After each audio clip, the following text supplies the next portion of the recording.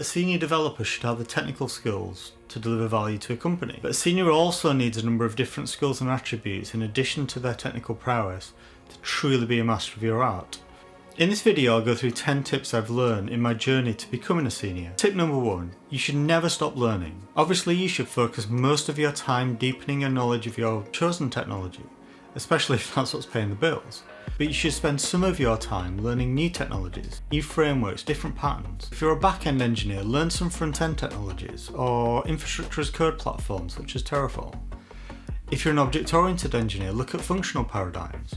By learning other things, we deepen our knowledge across the board. Things you learn can usually be applied to your chosen technology and may even show you new ways of looking at things. Tip number 2 is that you should be a mentor to everyone.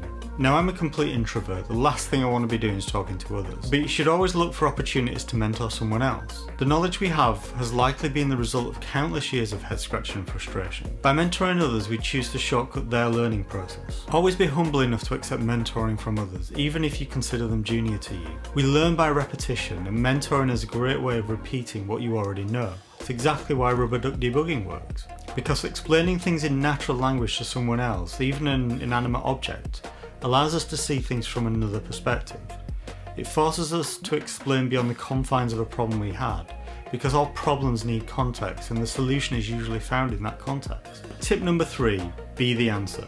I remember back when I got my first software engineering job, I always had to be the one to propose solutions at meetings. Sure, I was naive and probably didn't understand the wider impact, but that really didn't stop me. And nothing has changed for me in the last 25 years. Only now, my experience allows me to understand the wider context. Others will see the effort you're putting in. Sure, you'll be wrong sometimes, but own that too. Tip number 4 follows on from that.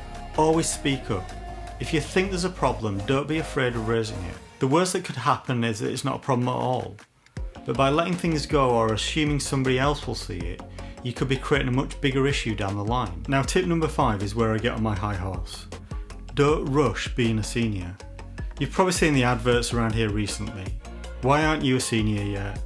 Doesn't take experience, just knowledge, blah blah blah. I'm sorry, that's simply not true.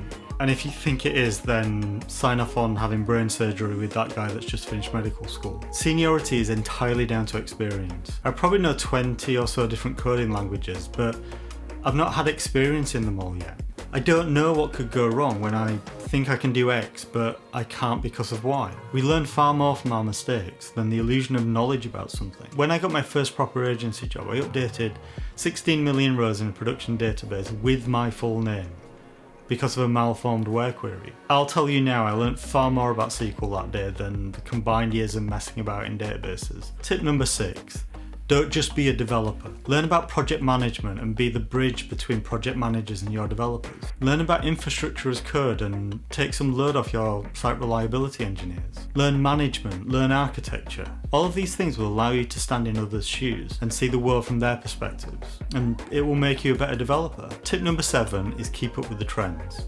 Some engineers go their entire careers on one language and framework, but that's risky. Things change very quickly in software development. And I'm not saying keep switching around to the current flavour of the month, but use the resources available to you to see what employers are looking for. You can check out the Stack Overflow developer survey to see what's on its way to becoming popular. I personally started my journey in PHP and did this for 15 years. Node hit the scene, and a few years ago I noticed that Node.js roles tended to pay more than PHP. So I jumped in my own time, learning everything I could. If I was to look at this now, there's a lot of chatter around Rust and Go, so that's what I'm learning. Just keep learning.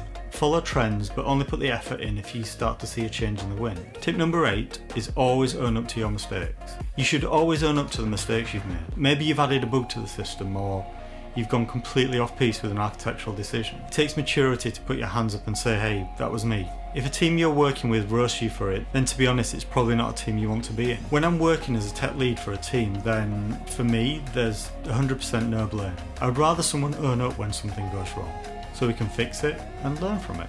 Tip number 9 is to go the extra mile.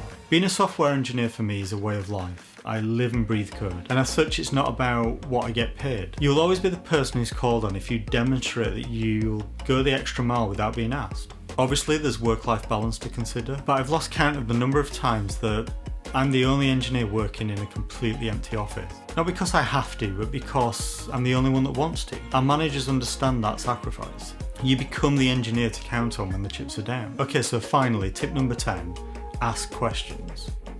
As a junior, it can be really easy to struggle in silence on a problem. What you need to understand is that we all have a tendency to do that. What if people think I'm dumb? What if I'm outed as a terrible developer? It's never the case. As a senior, I'd rather someone ask lots of questions to get to the problem they're having than spend a day or two agonising on that problem, only to have to ask questions later. If you're getting stuck, speak up.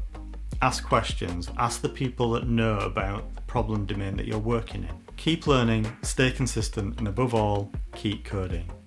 Thank you so much for watching. Till next time.